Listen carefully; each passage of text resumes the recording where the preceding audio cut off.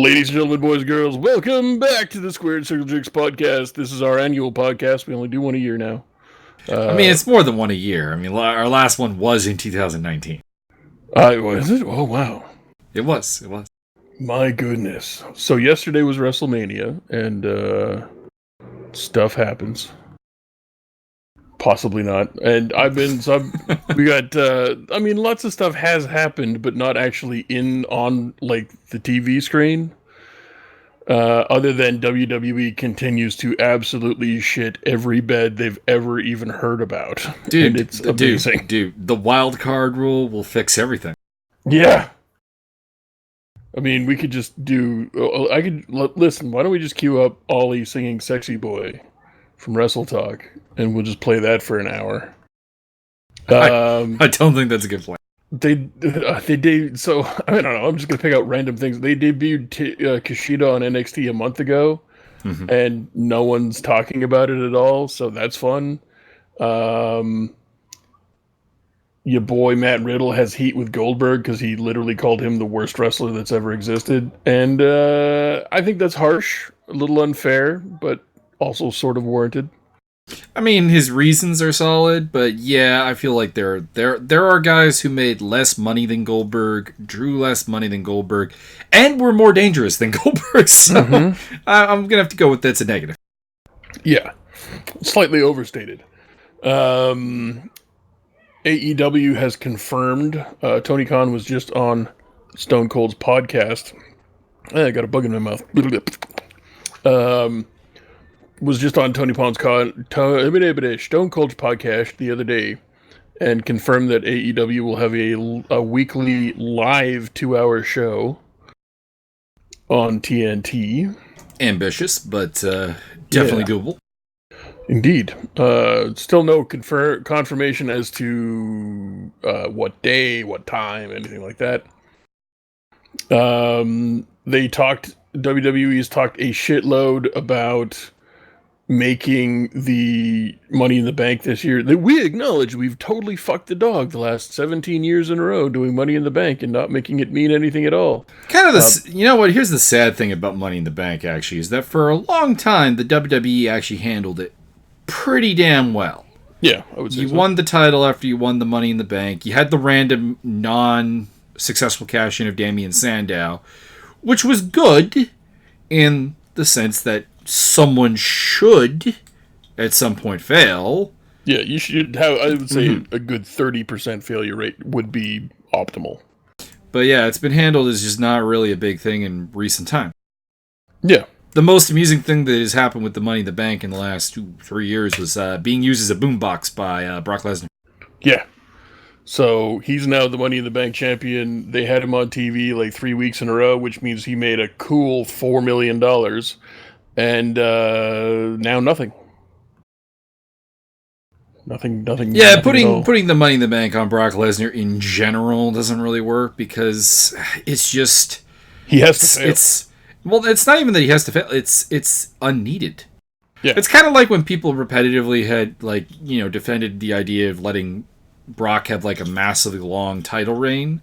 Now, Don't get me wrong. I would have put the belt on Brock, but I wouldn't have put it on him as long as they did.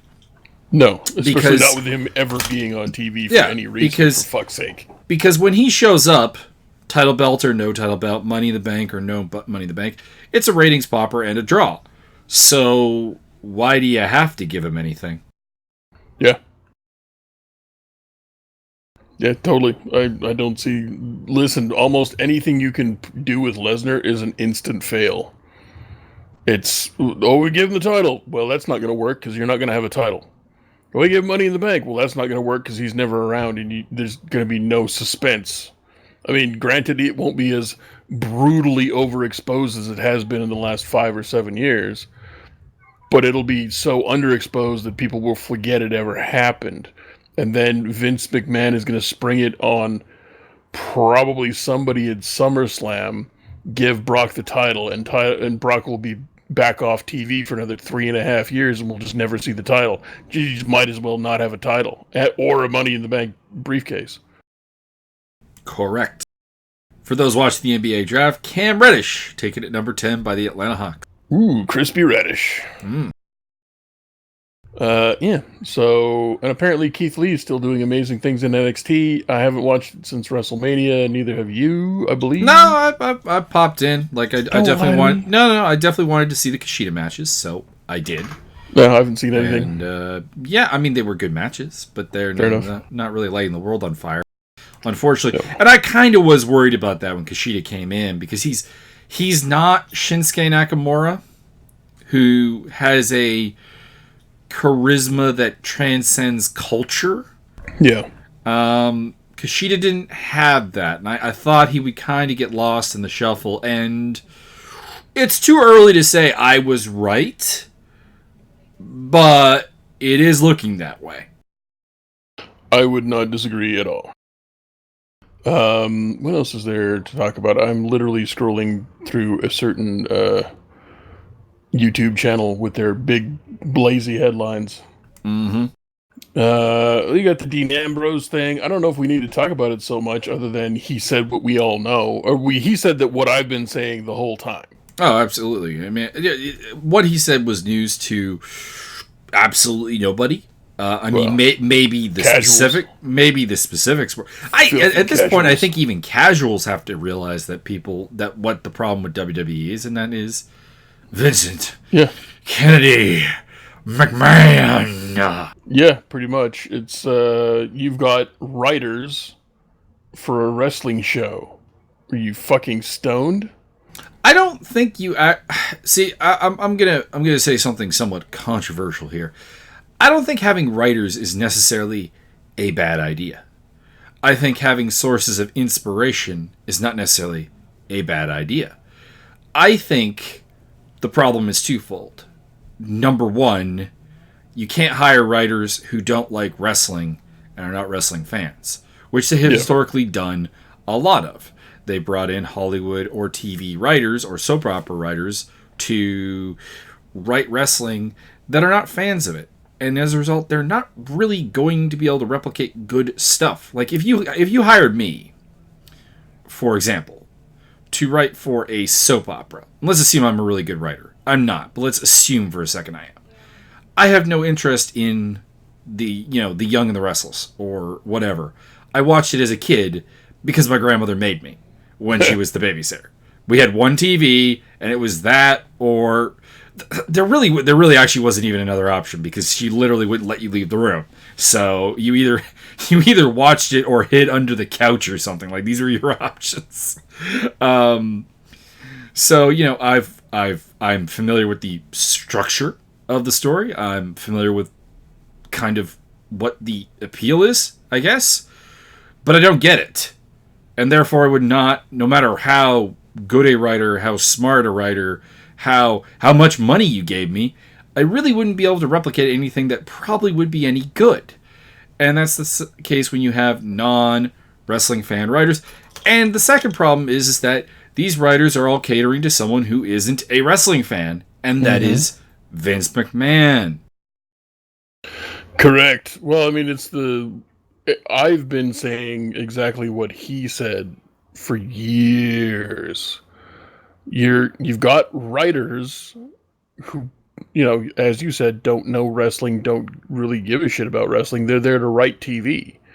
But then you've got Vince McMahon, who is the be all and end all because he won't let anybody else have a fucking job Yeah, that's other than to pay them to tell him that he's doing a great one. yeah, that's the thing is even if you have like fans of wrestling, and they have, Jimmy Jacobs worked there for a while, a couple other former wrestlers and so on. They fired because he got a picture taken. Presumably, they are fans of pro wrestling, but they were in general still having to cater to Vince. Yeah, which is And as again, long as that's the bullshit. case, you're kind of fucked. Why would you hire? I don't know how many writers they have, but what it sounds like is they've got a lot. They've got two teams of writers. It's a significantly large team and the from road everything team. I've heard. Yeah, I don't know. I'm gonna go ballpark 20 writers. I think that's lowballing, to be honest. Yeah. Okay. So 40 Let me see writers. it. Keep talking. I'll see if I can find any. Fair enough. I'm gonna ballpark somewhere between 25 to 55 writers for 5 hours of TV a week. I'm not counting NXT because your boy Triple H has got that covered. And I don't know what goes on with 205 Live. I just assume they don't have writers and they show up and people go, I don't know, go out there and wrestle. So I'm going to go ballpark. Let's call it an even 45 writers. And they're only writing for one guy who always tells them no and then rewrites it all himself, and it's always wrong. Because he's too old and doesn't know what the fuck he's doing. So, you've got an interesting giant mutiny situation. Oh, apparently the giant mutiny may be being quelled with massive wadges of money, which may or may not be turning WWE into the WCW of 1998. Apparently they paid the Canellises, your boy Miracle Mike, and the other one. Apparently they paid them a shitload of money to stay for no reason whatsoever. And it's genuinely interesting. But you've got this weird situation where the wrongest person has all the power. The guy who's too old to know what's cool.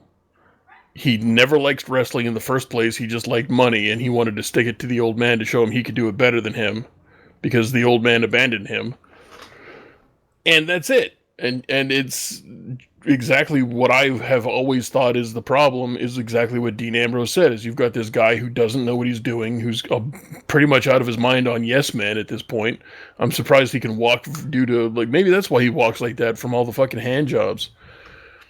But it's so bad. You got a pay-per-view coming up that no one's buying tickets for. No one's going to be there at your kicking grounds or whatever the fuck. And they're definitely going to take the belt off of Bayley and put it on Alexa Bliss for no reason whatsoever.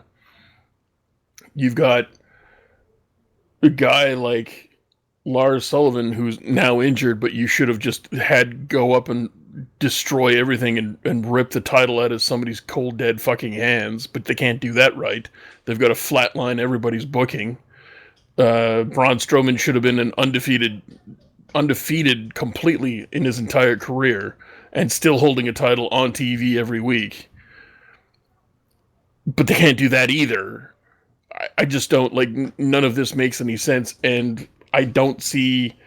It's one of those, you look at it, and it should just fall over and die, but they've got so much goddamn money, and so many other people are willing to pay them. Well, they have... Is it gonna get... So here's the thrust of my rambling bullshit, is WWE in for the pro wrestling equivalent of The Big Short? I mean, the reason... It's too big to fail. It's too big to fail. The reason they're still around is that massive market share and the fact that despite the plummeting ratings, despite all the problems, they still have a larger audience than most TV programs. Like, not really. It really is. It still really is the case. I mean, this is not a positive about WWE. It's that there aren't many shows that really grasp that kind of market share still. Basically any... I don't even think it's in... Is it even in the top 15 of TV shows weekly? Let's see here. Top rated TV shows. Oh, by the way, the answer to our question is about 20, yeah. About 20? Okay. Well, I thought it was... Yeah, I like you. I was trying to lowball not to sound stupid, but I, like you, thought it was way more than 20. I found a list of about 15 writers, and then on top of that, I know there are some writers missing from the list, so it seems like it's probably about 20. Vince Russo. Let's see here. Top rating TV shows. I don't want best shows. I just want the ratings. Yeah. Because I'm going to go... Like, they bring in 2 million viewers per show. So 4 million a week. I'm pretty sure the top 4 crime drama shows bring in, I don't know, 60 million viewers. All right, so I found a ranking for last year. They of course dropped horrendously, but it doesn't seem like I can get numbers for 2019. Yeah, probably not. I'm sure I can if you gave me a lot of time, but you know. I mean, I can go out on another bullshit rampage. Just to get this rolling. All for right. Luke Harper. So WWE, where are you? Where are you? Do do do do do do do do do. They are ways down here. All right, continue to bullshit while I find them. Fair enough. Continue scrolling. This sounds like my point has already been proven, but go on. And it's, I mean, Jesus Christ. I can book WWE better by just I've had these fantasies in my head where you're like, oh, you're in charge now. Okay, cool. I don't have to worry about production. They have people for that. I don't have to worry about writing anything because the wrestlers are the talent. The writers aren't talent. The writers are writers. If you want something sculpted and fine pointed and you want to take the finest rasp to something to take all the edge off of it, sure, you get yourself a writer, but you put the writer in the room with the two guys that are supposed to be going on against each other, and you hash it out. You give them a couple of hours, and you come out and you've got a finished product. You don't sit in an office and then throw 50 gallons of spaghetti against the wall, and then the last noodle drizzles into somebody's open butthole, and then Vince McMahon slurps it out and goes, "That's the best. That's the best ever. That's good shit." It's just fucking their approach, as Dean said, Dean Ambrose, your boy Juan Moxley, has said, it sucks, change it. It's the wrongest thing you can do. You let the talent be the talent, and you let the talent do talented things. You let Chris Hero do Chris Hero things.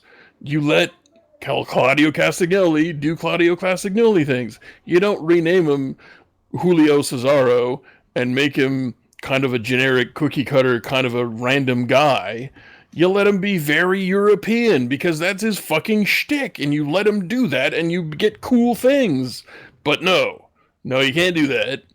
You got to smear your fucking greasy nuts all over the place because you haven't got enough hand jobs from your 30 writers on staff to tell you that, oh no, you made such a better decision than us, boss. No, totally. We know you all right, did the better thing. So to get back to it, they are indeed quite high in the 18 to 49 demographic. I've got it broken down here for last week by demographic. They attracted, between the two shows, about 1.7 million viewers between the two. And that does put them quite high, mostly because... in that one demographic. Yeah, well, I mean, it's a large demographic in fairness, though. For comparison purposes, overall, Hannity is your top viewed show. That's great. Fucking hilarious. Fucking people watch that shit? Apparently, they are number 13 overall. Wow, so they are in the top 15. I would have said top 40, but not for last top 15. For last week, they were top 15. That's reasonably amazing because I'm pretty sure every time I look at a TV show like NCIS. So if I looked up NCIS and it's like an average viewership per NCIS is above them. Yes. Oh yeah, but I mean, it just the last time I thought about it. So every time I look up, it's like, how many seasons behind on NCIS am I? A lot. But if I look up that, or Criminal Minds, or Law and Order, or CSI, or anything like that, anytime you look up one of those on Wikipedia and you see the average viewership per episode, it's like 12, 15 million. I suppose the question is, I'm also looking at this week's numbers. Therefore, is there currently a new season of NCIS going, or is this a rerun? I have no idea. Yeah, because if it's a rerun, that would color this. Oh yeah, but I would say that a rerun of NCIS still gets more viewership than a weekly program. Correct. I mean, if this here is a rerun, then you are correct. Yeah, it's just it's amazing how you can have a live, chaotic, unpredictable. Should be unpredictable. The problem is I can predict everything down to it, like the 5-second gap. No, I think a level of predictability in wrestling is good, because if you get to the point where you can't predict anything, then what you have is bullshit, basically. Within reason, but Yeah. No, it's like still, you should definitely surprise me at times. I should not be able to predict 100% of what I'm seeing. But there should be a couple of matches where it's like, all right, there's really only one outcome that makes sense here. Yeah. And therefore I can in fact predict what's going to happen. And if it doesn't you've tried to swerve me, or you've just done something that makes absolutely no fucking sense. Like Brock Lesnar winning Money in the fucking Bank. When he wasn't in the fucking match, And doesn't need it. That's the problem. Like, why isn't Bobby Lashley SmackDown champion and Braun Strowman Raw champion? Because Bobby Lashley dared to leave WWE, and he must pay. That's the wrongest decision you can make. Make money. No. The problem is Vince McMahon thinks that the fan base is wrong. Like, that's what it comes down to. No, the children are wrong. Yeah. Well, it's happens. Seymour. Should we just start calling him Seymour? This happens a lot with some things. Like, it creeps into all facets of life, where it's like, no. The fans, or your audience of consumption is wrong. Like, we had Game of Thrones recently, and I know you don't watch Game of Thrones, but there, you are. I'm interested. You are familiar with the season 8 being basically lambasted. I understand a lot of people were upset. I also understand that there's a counter argument that people expected themselves into a corner while sucking their own dicks. No, but the problem is the angle that they've taken with their defense is like, because the showrunners and various other people involved in creating the show have responded to specific criticisms. Yeah. And their specific criticisms just basically boil down to, well, you're wrong and we're right. No, we're the ones watching the show. We actually can't be wrong. That's not true. You could say that we over-expected. You could say that we couldn't have made everyone happy, and you are probably correct. I don't think that there's any ending to Game of Thrones that makes everybody happy. Hey man, Tyrion lived. That's all I cared about. But the ending you gave us made basically no one happy. So, what did you do? The crippled, handicapped kid with the mental problems got himself elected president. No, here's the weird thing: is that it's not the plot endings that actually even are really necessarily a problem with Game of Thrones, and they are in WWE, so that's where the analogy kind of ends. But with like, I was talking with my roommate the other day about this, because Chrissy's a big Game of Thrones fan, and we both had the same thing. It's like we don't have a problem where we ended up. It's how we got here. Yeah. There was a friend of mine who also runs our D&D campaign was explaining a few things to me, and I don't remember the specifics, and I don't remember which character did what, but he pointed out a couple times where they, like, a certain thing would happen in this season or the previous season, and people would be like, what the fuck? And the writers would go, no, look, idiots, we foreshadowed the shit out of this. This guy did this, that guy did that, and then this one happened here, and then we're here. That's what's wrong with you? But, yeah, I mean, you can't, I understand that there's probably a lot of issues going on, and I kind of wonder if I marathoned Game of Thrones, would I, like the people who had a problem with Lost, right? Remember that? I didn't really have much of a problem with Lost. Huh? I didn't really have much of a problem with Lost, but I am familiar with what you speak. Yeah, so a lot of people had a major issue with Lost, and they're like, oh, it doesn't make any sense. A friend of mine didn't watch any Lost and heard all about this furor, and then marathoned it. And he said, it makes total sense. These people are fucking retarded. And you just need perspective to see what's going on. No, everything. You need a certain timeline. Every ending from the right angle makes sense in Game of Thrones. Yeah. Like, the big one, of course, is Mad Queen Dany, and I'm not worried about spoilers, because honestly, if you've not seen season 8 at this point, I've seen. Listen, I'm on Imager. People post stuff. I can. Oh no, I'm referring. Through the memes. I'm referring to the person who's definitely listening to this video right now and is typing a comment about spoilers in our comments below. Fuck you. Yeah, fuck you. That's a specific fuck you right to you right now. Yeah. Like, does Mad Queen Daenerys make sense? Sure. Some bad things happened to her, and she broke. Yeah. The problem is that a lot of bad things happen to a lot of other characters, and they broke a little. They changed, but they didn't break altogether. And it's just like, it's like people have been like, well, people who defend the writers are like, well, what if the books ends up with Mad Queen Dany? I always say, my problem isn't Mad Queen Dany. My problem is how sudden the change came. And the other problem I have is that with like some very, very small changes, which have been covered by people better at explaining Game of Thrones than myself, see Preston Jacobs and company, you could make that storyline work so well, and you don't have to change a lot. And it's like, God, this is the problem. Also, I realized that one of the guys who does Game of Thrones made X-Men Wolverine Origins, which was fucking garbage. So I've actually lost all faith in him as a writer. Hurtful. Listen. Oh god damn it, his name escapes me. The guy who played Sabretooth. Liev Schreiber. Liv Schreiber. Listen, Liev Schreiber is awesome in that movie. No. And he is excellent in that movie.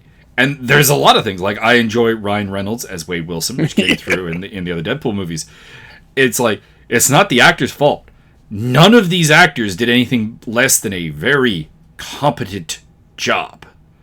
They just were not given good stuff. Correct.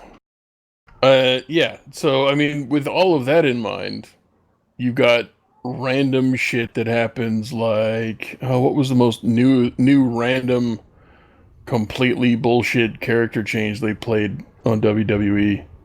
I mean, the most bullshit one to me that comes to recent memory, and there's been more bullshit since, but I'm going to go with the Lio Rush Bobby Lashley storyline. I mean, that all made sense up until the point where they are basically sitting Lio Rush at home because he's outspoken. No, they had the bit where Lashley beat the fuck out of his manager, Lio Rush, his mouthpiece. But you, like, as to the Mad Queen thing, a little tweak here and there, and you've got such a much better story. Oh no! You just do this like another couple weeks. You got he beats the shit out of Lio Rush. He's the abusive. No. I'm down. Figure. I'm on with that. It's that it was so blatant that they kind of did that, and we're like, we don't actually have a payoff for this. Yeah. So what do? Put them back together and don't reference it ever. Okay. Yeah, and all they had to do was 8 seconds of one promo of Bobby Lashley bullying him back into like his position as mouthpiece manager. Absolutely. That's all you need. I mean, there are a ton of ways to make that storyline work. That's my point. It's like, it's not even that you changed the storyline. You didn't have a storyline. There's no story to change. You just hit the reset button and didn't explain it. Yeah. Yeah, and did you hear, what was it, a couple months ago, 3 or 4 months ago, they hired a continuity person for WWE, and none of it makes any sense. Well, probably because that person is being ignored. Yeah, Vince just did it as a publicity stunt. Well, that's the thing, is like, yeah, Vince, we've all heard the stories for years. Vince rewrites the show right before the show. Or as the show's happening. And then, surprise, surprise, it's fucking horseshit. Yeah. Guys, dude, what the fuck? So, yeah, it's basically WWE in a nutshell is a giant shit sandwich, and probably, I mean, I would love it if most of their people stopped showing up for work. I mean, they haven't had Rusev or Nakamura on TV since WrestleMania. Yeah, Rusev's been taking some pot shots about that. Oh yeah, on Twitter. Yeah. Oh yeah. Also, Rusev does that. Also at the independent contractor thing. Yes, I've enjoyed that myself. So it's just kind of what a mess. To address the AEW in the room, I'm still a little kind of weird, kind of off-put about their. I understand they're a brand new company. They don't have relationships yet, but they seem to be going the wrong direction. Like, why wouldn't they have an open arm relationship with New Japan and Ring of Well, Honor. New Japan. Well, yeah. I mean, I was going to say that the issue is that New Japan wants to stick by Ring of Honor, and Ring of Honor doesn't have the open ring. But why? But why the disconnect between AEW and ROH? That I can't really explain. None of it makes any sense. Like, why wouldn't you just why would you just go, oh, we're gonna ally with CMLL? That's cute, but that paints baby into a corner. And now they have a tangential, like a little bit of a relationship from New Japan, but it's come out that now none of their talent can be seen on New Japan American broadcasts or be at American shows. Yeah, because New Japan views that as unfair to the Ring of Honor relationship that which is fair. Yeah, has benefited them well, and frankly, that's a loyalty that you don't expect from a corporation. So, round of applause. Yeah, no, I totally understand where that's coming from. And it, again, reinforces my AEW WTF kind of shit. Like, why? Why wouldn't you have you were just working there. You were working at New Japan. You were working at ROH. And ROH, of course, also helped them with their first pay-per-view. Exactly. Why, dudes? Why? Are you trying to bring that big dick energy? Because it's not going to work. It's a bit of a weird thing because, I mean, I suppose tangentially, ROH is the enemy in the sense of grand scheme of things. Maybe there's not a market, but I think, the proof is in the pudding that there is definitely a market that can support multiple independent federations that can do good work. We've seen it at various points with ROH, CZW, PWG, Evolve, Chikara, NWA, Jersey All Pro's been running for 30 years. Yeah. Impact, which is effectively which is at this point freaking an independent. Let's be real. Mm-hmm. There's just not. It's weird. I just don't get it. I don't have a nice, neat explanation for it. I can hypothesize some stuff, but it would all come back to but is that really what it is? Like, it would truly be it'd be hypothesis that even I don't really buy into. Yeah, I just you've worked at both of these places for years. Why aren't you not so much married at the hip, but I mean, you should be able to just have that buddy moment where hey bud, and then you throw a peanut at somebody's head and they're like, what the fuck, dude, come on. Why you guys should be best friends. Is there some sort of problem behind the scenes we don't know about? None of it. Is there a corporate issue? Is it are the cons trying to lock shit down and are the cons trying to be the new WWE and the wrestlers are like, no, we're not trying to, come on, tranquilo. I don't get it, and it's kind of useless to speculate at this point. Yeah, it's a really weird situation, and I don't know, let's just move on because I don't think we have anything really else to add. Yeah, I just thought it was strange and weird, and we should definitely address.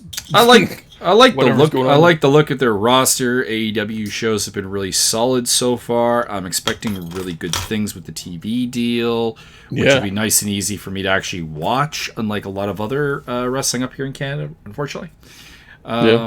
So that's all great. Well, we've done AEW. We've done our rant on WWE. What do you want next? New Japan Wrestling, Impact, or shall we visit ROH? Let's go all the way down to Guadalajara Regional Wrestling. I mean, whatever. You have a particular thing you want to talk about? Well, in Impact, of course, you got the kind of weird thing that surrounds the Scarlet Bordeaux and Killer Cross scenario now, where the deal basically is Killer Cross wanted a larger deal, which is fair, and they told him, no, we can't really afford it, which is also fair. True. Which is also fair, but rightfully or wrongfully, Killer Cross seems to be very, very convinced that somebody else got that pay raise deal. I'm not sure who he thinks it is, and Johnny. I would imagine Mr. Johnny Impact would be my key guess. And being a major fan of Killer Cross, that I am. Oh. That's kind of weird that they wouldn't give him a little bit of the extra cheddar to stick around and to kind of do some things. Yeah, and I heard a couple of weeks ago, maybe 3 weeks ago now, that he had this massive money offer from WWE, but he had turned down an offer before. And as I understand it, this offer was much larger. The prior one that he turned down was a developmental deal. This, I believe, was still technically a developmental deal, but it was more akin to the sort of thing that they offered, say, Matt Riddle, as opposed to, I believe, the previous deal was more like something they would have offered. Who's a great example? Maybe someone akin to I don't know, call it a Jackson Riker. Mm-hmm. I guess take the money, but you're not going to be able to wrestle ever again. Well, it depends on how long the deal is. I'm going to go at this point with a potential massive rival on the looming. It's probably going to be a 10-year contract. Yeah, no, I would not accept a 10-year contract. To be honest, I wouldn't accept a 10-year contract with any of these companies. That's not untrue. We're in kind of a business state of flux here, where I'm going to want a little bit of freedom in the somewhat near future. Yeah, I would be signing a 4-year contract max with anybody. Yeah, I'd say 4 years sounds about right. But has anybody heard of Austin Aries in forever? Austin Aries at this point is a little bit of poison for promoters, so I don't know. I think he's been doing things with MLW, which nobody watches and no one's ever heard of. I watch MLW periodically. Don't lie to me. I've not watched it in a while though, so I cannot answer your question. But it's a matter of when I got time. Yeah. And of which I demand 90% of, because I am you do demand a lot of my time. A tremendous amount of my time goes to my heterosexual life mate Byron. Egregious amount of time. I was just thinking about that, like we're talking about random promotions, like Austin Aries had that whole storming out and things and stuff. Would like to see him go back to Ring of Honor. Actually become like a 4-time champ, just fuck you, Adam Cole. Well, I think at this point I don't think you want to put a belt on him. No, I don't. It was really great to see him do the belt collector thing, but man, I don't know, he's got this shitty attitude, or at least that's how he's perceived. Well, that's the thing, is he got real hot there for a while, belt collector, and that led to the belt collector gimmick and so on, and then people realize, he's really still a dick. Yeah. I'm looking at his Wikipedia. He has been vegan since 2011 and appeared in a PETA video encouraging the lifestyle. Listen, I don't care if you're vegan, but if you're associated with PETA, fuck you, you animal killing fuck. Yeah, PETA's not exactly something you should really be particularly into. I'm vegan, but I support murder of animals. And the whole murder of animals thing is complete bullshit. But that's what they do. They steal people's pets and they murder them. That's how PETA is. So fuck PETA. Yep, yeah, I can generally get behind that. But hey, maybe he was a young and impressionable vegan, and the biggest sob story organization came to him and like, can you be in our thing? You actually have muscles and might be able to convince people that vegans aren't totally weak and deficient. Okay, I'll do it. No, maybe that was the thing. The vegan lifestyle totally works. My brother's gone with all seriousness, my brother's gone with the vegan thing. It's like, my only problem with vegans is people who tell me we're not meant to eat meat, because that's always something I'm not like. I'm like, okay, so you realize that if you lived, because we those who are unaware, we live in Canada. If you lived in Canada in a day before globalization, say the 1800s, early 1900s, if you tried to be a vegan, you would just die. Mm-hmm. And that would kind of prove that the vegan lifestyle is not per se natural or meant to be. We've made it possible. And that's fine. That's cool. That gives like options and choice and shit. But don't try to tell me that this is how we're designed or anything, because it's not. It's just not. Don't piss up a rope and tell me it's raining. Yeah. But anyways, we've never It's definitely an option. I don't really have anything else to say about Impact other than it's a bit sad to know that Scarlett Bordeaux lives in her mom's basement. Is that really a thing? That's apparently really a thing. I don't really believe that, but okay. That's apparently really a thing. Listen, Scarlett, go on Snapchat. Boys will pay you. Yeah, they will. They will. Vaguely scandalous things. Really can not buy a house tomorrow. You know what? Not even that scandalous. Just go on Twitch and play a video game. Absolutely. Listen, you can buy a house in 3 days. If I was that attractive, even with the nose. Listen, I'm not. Hey, everybody's got weirdnesses going on, but I'm fine with the nose. Fair. I'm just taking a small pot shot because I'm a dick.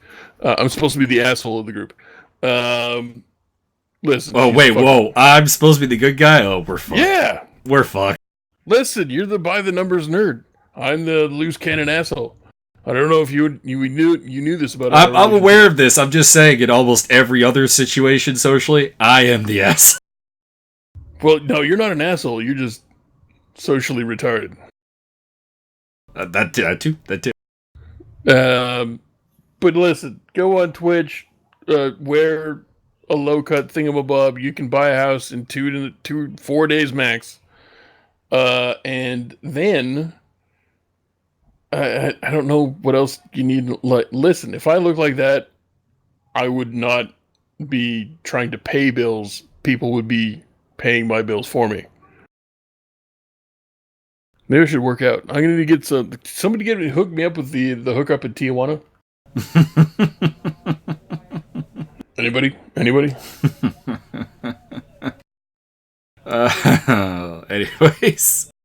so that's. I haven't really been watching Impact. Can't comment on the product. Neither have I. I haven't watched really anything except for that promotion. And I've said it before. That promotion seems to be just completely cursed. Correct. And I don't know why. So we got that out of the way. I mean, we might as well round off with some New Japan because that's really all we haven't talked about. We could do like a mini review of Double or Nothing. Yeah, sure. Let's. I'll pull up the card and I'll lead us in at the very least. Oh my goodness. Well, I'm ahead of you because your boy, MJF. Listen, I'm not as hot on MJF as everybody else. Everybody else seems to think that MJF's this new prodigy, heel, overlooked, diamond in the rough, and he might be. I think he definitely can be. Right now though, he does need some depth to the character. Some second line act. Yeah, so I don't remember the over the budget battle royal here that much, but your boy Adam Page won, defeating MJF in the final two. And later on in the evening, foreshadowing and or spoilers, MJF came out and ranted for like what? It seemed a little out of place for a counter WWE show, to be honest. Yeah, I don't even remember honestly what match it was that he came out and fucking just screamed. No, it was during the belt unveiling with Bret Hart, and Bret Hart called out Hangman Page because of course Hangman's win means that he's fighting for the inaugural title. Yeah, and so MJF did paint by the numbers, bottom basic, introductory to heel promo for way too long. But to combine with that, I'd been watching Being the Elite pretty religiously for a while. And his spots on Being the Elite became, like, the first 2 weeks were kind of funny-ish. I liked his one with Kazarian, which I think was his second spot. Probably could be. But I liked it more because of Kazarian's reaction to it. That was great. Yeah, no, I mean that's Kazarian for you. But after that, it became MJF just being unlikable. Not even, ooh, I want to see him get beat up. I'm like, I literally don't want to watch this. He immediately got X-Pac heat from me. I don't know about anybody else. But Generally, not everybody else, because he is still beloved. But this, ooh, boy, why I don't know. Listen, fuck off. And then he had a little promo spot with, or actually not even a little promo. It was like 4 weeks in a row. He would be like in uh, Cody's house and talking shit to his wife, and it was fucking cringy and fucking bad. And just, dude, stop. Just stop. And so when he comes out later on in the show and starts ranting and ranting and ranting, and he's only saying the same thing every 30 seconds, just shut the fuck up. Dude, you need more training. End of story. let's see, how old is he? He's 23, so I mean, man's got plenty of time. Plenty of time. Listen, in 6 years, you're going to be the top heel in the world that's ever been. I have no doubt. But right now, someone needs to pull the reins back. Please, for fuck's sake. And then from there, we went on to a pretty good match between Kip Sabian and Sammy Guevara, which Kip Sabian won. Correct. Big rebound for him with us because, of course, we watched that. Was it Rev Pro? I think it was Rev Pro. Yeah. Everybody's talking about Rev Pro and how good they are. Man, that fucking thing was a dumpster fire. That was a dumpster fire for sure. Maybe we just watched the wrong one, but we watched the Vince McMahon of Rev Pro shows. I don't know. Maybe. SoCal Uncensored took on Strong Hearts and won. Really impressed by Strong Hearts, though, especially for a Chinese team. Racist. It's not a racist thing. It's an underdeveloped regional scene. Underexposed, sir. Mind you, they're coming along in MMA too. Like I believe Weili Zhang will be getting a UFC title shot, which I think is the first Chinese fighter to get a title shot. That's because they're doing the card in China. Nah, she's pretty much earned it, to be honest. Don't lie to the people. Don't lie. She beat Tisha Torres. I beat Tisha Torres. No, wait, no. Don't call the cops. You people back off. Then Tisha, I've always been a big booster of Tisha Torres, so I don't know. Then we had the ladies match, which was advertised. Did you use air quotes on ladies on that one? No, I did not. Nyla Rose, noted transgender Native American wrestler. Indeed. They also had Kylie Ray and Dr. Britt Baker in there, and of course Brandy Rhodes came out, teased entering the match herself, but said that she didn't want a great match. She wanted an awesome match. And out comes Awesome Kong. Hell yeah! Kong did not do much, but her very presence did add considerable things to this match. Hell so, yeah! There you go. It was a good match. Dr. Britt Baker won, which makes sense. She's definitely the biggest female star that they have available. Mm-hmm. And she's a great person to build the division around. Indeed. We had best friends against the surprise entrance of Angelico and Jock Evans. Indeed, this is a really, really good match. Listen, by the way, you can give, if you want to send Mio some fan mail, it's JackEvansFan13 at hotmail.com. Whoa. These are lies. These are lies. I'm a fan of Jack Evans in the sense that I love watching him in pain. Which, you know what? In fairness, when he's a heel, that means he's doing his job. Correct. I enjoyed the dance number. They were doing some loosey-goosey kind of like street jazz kind of dancing coming out. I like that. I enjoyed it.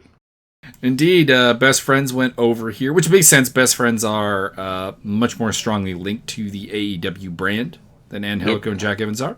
So that makes a lot of sense. We had a 6-woman tag match for the Japanese ladies. And Team Aja Kong lost, which is fine because Aja can take a loss. Come on. That's true. Your winners were Hikaru Shida, Riho, and Ryo Mizunami. Team Ice Ribbon for the win. Over Aja Kong, Yuki Sakazaki, and Emil Sakura. Or Emi Sakura, pardon me. And then we had the bloodiest match you're going to see. Holy shit. This was a great match. This was, and I'm not using hyperbole here, this was an all-time great classic match. Yes. Story. We're, of course, talking about the Battle of the Rhodes. Cody Rhodes. Dustin Rhodes. And I'm not crying. You're crying. It was fantastic. It was phenomenal. It had a great story build up to it. It was fantastic, despite not being necessarily the flashiest of moves. But the high angle crossroads from Dustin to Cody. Yes, that was fantastic. I thought he was dead. That was fantastic. It had enough high spots that you really got hyped. It kept you invested all the way through. It did a massive job. Like this is a match that every wrestling school should have on its instructional tape. Like this is what a match looks like. And it was great. Yeah, fantastic. And the after the match promo that Cody did, apparently completely unscripted, 100% off the cuff, and Dustin had no idea it was coming. It's great. It's fantastic. So yeah, they're going to tag up. Was it that they're going for the AEW tag team titles? Is that no, correct? they're gonna be up against the Young Bucks at Fyter Fest. Oh yes, Fyter Fest. Okay. So if you don't tune in to watch Fyter Fest, you can suck 1,000 dicks. Yeah, that's gonna be really good. Rhodes Brothers versus the Young Bucks. That's gonna be fantastic. Yeah. Speaking of the Young Bucks, they defeated the Lucha Brothers, Pentagon Jr. and Rey Fenix, to retain their AAA World Tag Team Championships. Let's see, which they have subsequently lost. True. But at the time of this pay-per-view, they had retained. Indeed. And that was fantastic. I was still kind of jazzed to the moon about the previous match, so while I enjoyed this one, it wasn't everything, like it wasn't like the next level that I was looking for on the pay-per-view, and that's really my only criticism at all. Just as a general note here, in the Wrestling Observer, they did a poll, which received 1,700 responses, and the thumbs up rating was 97.5%. Yeah, no, I don't disagree with that at all. There's zero wrong with this match. But it didn't go from third gear to fourth gear for me. I meant for the entire card. I just saw that as an interesting note. 100%. I don't remember having any problems with this other than Sammy Guevara didn't get his teeth actually kicked in. And then we wound off the night with Kenny Omega, Chris Jericho, Battle of Winnipeg once again. And for a shot at the AEW World Title against Adam Hangman Page. See, and I enjoyed it. I enjoyed the shit out of this. And Jericho won with the Judas effect, which is real. A lot of there were some people, not a lot of people, but there were some people grouching that the big finish was just an elbow, and I'm like, that is a fucking devastating move. Like if someone did that in MMA, the dude would be out, and we would be getting a stretcher. Let's be real. Hell yeah. So I am completely okay with that. Shall we talk G1 to bring this up? I mean, it's not really important. Nothing's really happening. I don't really have anybody. I guess we could. I suggest that we quickly go over the G1. I mean, it's possible. You don't want to talk about Fyter Fest and Adam Page versus Jimmy Havoc versus Jungle Boy versus MJF? Yeah, we can talk about that as well. Hit us up. Hit me up with some Fight Fest stuff. Fyter Fest, we have pre-show matches of Michael Nakazawa versus Alex Jabali. I'm not familiar. I know about Michael Nakazawa. I have never heard of Alex Jabali. And we have the little skit he had with Matt Jackson. Love that. Oh, it's been like the Michael Nakazawa thing's been going on for months now. It's fantastic. And we also have Best Friends versus SoCal Uncensored, which is Scorpio and Kazarian versus Private Party, who is the black tag team. I mean, I don't know how else to say it. They're the ones that they hyped up in the package. They're black dudes. That's apparently they're quite talented. They are probably everything that they thought that the WWE thought that what the street parfaits were supposed to be. The Solid Monster has nothing but nice things to say about Private Party, so I'm intrigued to see much more of them. I'm not seeing the. They must have pulled a bait and switch here. I don't see. They got Cody versus Darby Allin, but I don't see anything. And they got Omega and the Bucks versus Pentagon versus Lucha Brothers and Laredo Kid. So they must have changed something I wasn't aware of. Maybe. I know Dustin doesn't seem to be on the card. Or maybe it's All Out? Is it? Hold on. Let me find some stuff. Anyway, your boy Jonathan Moxley, NJPW United States Champion, versus Joey Janela. The aforementioned Page versus Havoc versus Jungle Boy versus MJF, 4-way match. Christopher Daniels versus Shima. And Yuka. Here's it. It's on AEW Fight for the Fallen. Oh, there it is. Rose versus Young Buck. You betcha. Brandy versus Ali, Omega versus Chima. Very nice. That'll be really good. The other match on the Fighter Fest is Yuka Sasaki versus Rio versus Nyla Rose. And yeah, we don't have a ton of things on the Fight for the Fallen. Do they have anything for All Out? Just Moxley versus Omega and Jericho versus Page for the title. Just to go back to the Moxley thing, there were a lot of people when that video came out that were claiming it was a work and that only WWE could have produced such a good video. I'm like, are you guys high? Are you fucking high? It was Necro Butcher. In this day and age. There was a quick flicker in the video. Please ignore that. It literally was replaced with a blank screen. That's all. Madness. But like a serious thing here. That was the dumbest thing. Like that people's rationalization for Dean Ambrose leaving WWE was a work that the video he put out was so high quality that no one else could have possibly done it. And lo and behold, it was the video auteur, best professional wrestler that's ever been, Sick Nick Mondo, did the whole thing. Sick Nick! Love Sick Nick. Up in this bitch. Love Sick Nick Mongo. I marked out so hard at CCW Cage of Death. I don't remember what number it was, but it was all of them. It was the Blackout versus Team Cash. And as a they do that every year. No, well, they definitely don't because Chris Cash is dead, so that doesn't work. Whoa. They did a big fake out when Sabine came out, and they put Sick Nick Mondo's theme song on. I'm like, oh my god! And then it wasn't him. I was like, oh, you. I just want to see the Blackout lose even worse now. I would agree. So the G1, huh? I hear that there are some blocks. There are some blocks. In Block A, we have actually, to me, the most surprising entrant in this whole thing. Mr. Lance Archer is going to be in Block A.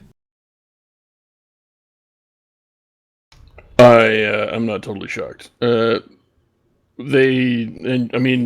boy Davey Smith Jr. signed with, I can't even remember. Did he sign with Jersey All Pro or something? Like he signed with some federation that I knew existed, but didn't know they had hundreds of thousands or millions of dollars a year to pay. Well, let's have Davey Boy Smith Jr.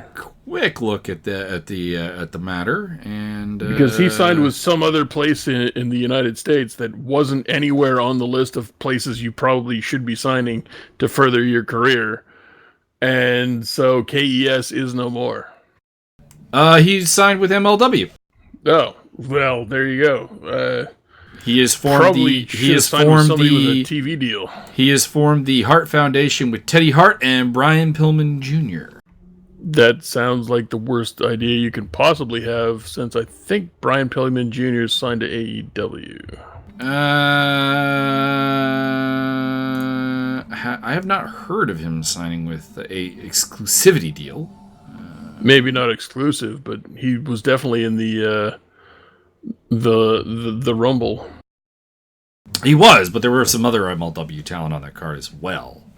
I believe that they have a somewhat open relationship on the matter. MLW tends not to be very exclusive, and AEW has said that they're also not really planning to be exclusive. So, yeah, I could definitely see talent coming and going. Rounding out Block A, we have Evil, Bad Luck Fale, Kota Ibushi, Kenta, Okada, Ospreay, Zack Sabre Jr., Sonata, and Hiroshi Tanahashi. Hey. And then in Block B, we have Mr. Cobb has arrived. By the way, we're getting Cobb versus Goto and Cobb versus Ishii in this tournament. I don't give a shit. We're getting Yano versus Ishii. That too. Mr. Moxley is in that group, along with Tetsuya Naito, Juice Robinson, Taichi, Shingo Takagi, Jay White, and Mr. Yano. That's right, Mr. Yano. Mr. Yano. So that is the G1. Not the most stacked G1 we've ever seen, but it's damn good. Yeah, I don't know what else you really want. We're gonna get Kenta versus Okada. We're gonna get Kenta versus Ospreay. Mm-hmm. We're gonna get Kenta versus Sonata. There are so many matches in here that I'm going to jizz all over myself here for. Kenta versus Ibushi. Holy shit. Kenta versus Tanahashi. You know what? Kenta versus Zack Sabre Jr. might actually work pretty well. Yeah. I guess, maybe. As long as Zack doesn't just fall asleep on top of him. We're also going to get Archer versus Bad Luck Fale, which in no way is going to be a particularly great technical match, but I'm looking forward to it. In the finals, we will have Lance Archer versus Tomohiro Ishii. I can deal with that match. I could deal with that very well, thank you. But in reality, Block A has a lot of potential winners in it, actually. Unfortunately, Block B, I tend to think, is going to go to Jay White. I guess, but I don't see how they make it in any way entertaining or compelling. Entertaining, potentially. We've been through this. Jay White's had some really good matches. They're just not consistent. So if they could figure out how to unlock that, then it would be entertaining. But definitely it doesn't have a lot of the only match I can think compilation of that he had that was one that I might be tempted to rewatch was the one where Josh Barnett decided to wiggle his dick around in the ring. And the Hangman Page one. Oh yeah, and Hangman Page. Other than that, and you've never seen it, but his match with Jay Briscoe in ROH was really, really good. I'm going to go with Jay Briscoe's really, really good. Yeah, but we've also seen kind of meh matches between him and Omega and Okada, and I guess it does take more than just the other guy being good, it seems. I suppose. Jay White is legitimately the only person on the planet who you probably can say the following statement about. Had a better match with Hangman Page than with Okada. What the hell? Yeah. But I think I'm just going to go ahead and say it because we're all thinking it. But the match of the entire tournament is obviously going to be Yano versus Taichi. Oh my god, the entertainment factor in that is the silly factor. Pants stolen. I have your pants! They are my pants now. Actually, to that angle, I need Yano to come out with the rip-away pants. Yes. No, I need him to steal. I need that to be the first match. I need Yano versus Taichi to be the first match. He steals the pants, and that's the story of the tournament. He's using the power of the pants to overcome. That's the story of Block B. That's what I need. So yeah, that's kind of really all I got for New Japan. Yeah, that's pretty much all I got. Yeah, I can't really think of anything else. No, not really. So, I mean, that's been I've been pressuring Mike for like 7 weeks here to try and do a podcast. He's like, "No, I hate wrestling." Slightly bizarre fact for the day: Lance Hoyt, aka Lance Archer, played football at Texas State University. Would you care to guess what position he played? Running back. No. Receiver. No. Kicker. No. A towel boy. He was the quarterback. That's a Probably big quarterback. Probably could heave that ball. Imagine so. Might not be too mobile. You know what? When he was in Impact Wrestling, he actually moved really, really well for a big man. So I imagine he actually probably was fairly mobile. He's just old. 70,000 years old. He is 42 years old, and as we know, larger people tend to age a little bit faster in the knee region. Get off my lawn! Specifically in the knee region, which lowers their mobility, which continues me by the thing about Colin Cassidy being slightly problematic. By the way, Colin Cassidy looking kind of bad these days. Just gonna throw that out there. Saw some pictures recently. Not looking healthy. Brutal. Now he says he's more healthy than he was. He apparently has admitted to some substance abuse issues and some depression after leaving the WWE. So what I could be seeing is like, he looked really bad because of depression. Now he's actually recovering, but it's not looking great right now. Yeah, well, let's give him another year. We'll find out. Yep, that's true. And that's about all we got to talk about. Pretty much. So enjoy that. Hope you enjoyed, and we'll see about what happens with our next podcast. Hell yeah.